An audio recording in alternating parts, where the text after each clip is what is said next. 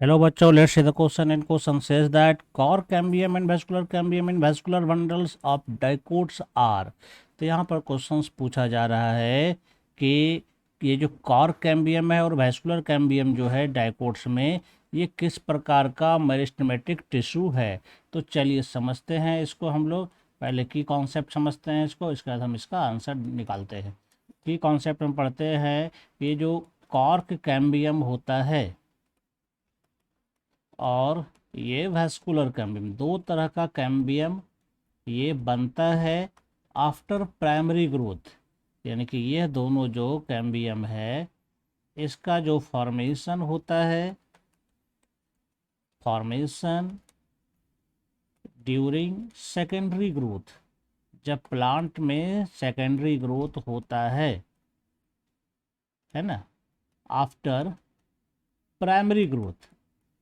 Primary growth के बाद जब सेकेंडरी ग्रोथ होने की बारी आती है, तब कॉर्क कैम्बियम और वैस्कुलर कैम्बियम बनता है। और इसके कारण क्या होता है, इसके कारण प्लांट का जो डायमीटर होता है, यानी कि इसका थिकनेस बढ़ता है। यानी कि प्लांट का थिकनेस बढ़ाने के लिए इस दोनों कैम्बियम का बाद में डेवलपमेंट होता है।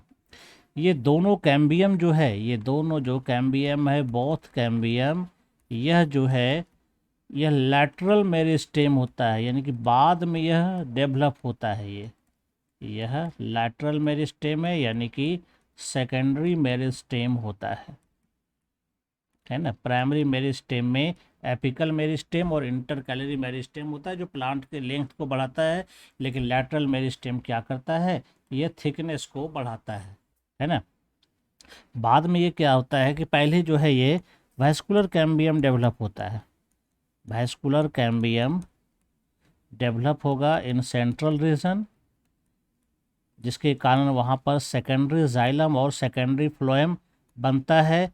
फिर जब यह बन करके काफ़ी ज़्यादा टिश्यू बना लेता है, तो बाहर प्रेशर से एपिडर्मिस टूट जाता है। इसके बाद कॉर्क कैम्बियम डेवलप होता है, और कॉर्क कैम्बियम डेवलपमेंट होने से यह भी अंदर और बाहर पेरिफेरल पार्ट में यह जो है टिश्यू को कट करता है, यानी टिश्यू को डेवलप करता है ना।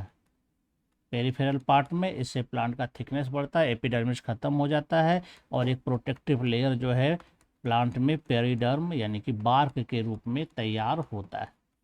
तो vascular cambium, cork cambium secondary growth के दौरान बनता है, और ये लैटरल मेरिस्टेम होता है। तो चलिए अब इसका हम लोग ऑप्शन देखते हैं क्या सही होगा। फर्स्ट में कहा था एपिकल मेरिस्टेम, तो एपिकल मेरिस्टेम नहीं होगा, है ना। ये जो है प्राइमरी मेरिस्टेम का पार्ट है, यानी कि प्राइमरी ग्रोथ के दौरान ही यह डेवलप होता है, ये नहीं होगा। लैटरल मेरिस्टेम तो होगा, क्योंकि यह बाद में डेवलप होता है, इसी कारण थिकनेस बढ़ता है, ये राइट आंसर है। इंटर कैलरी मेरिस्टेम भी प्राइमरी ग्रोथ का पार्ट है, तो ये भी नहीं होगा। नन ऑफ दिस तो होगा ही नहीं। यानी कि यहाँ पर जो हमारा राइट आंसर होगा वह बी नंबर होगा, जिसको हम लोग कहते हैं लैटरल मेरिस्टेम कहते हैं। I hope you understand it well and best of luck. Thank you.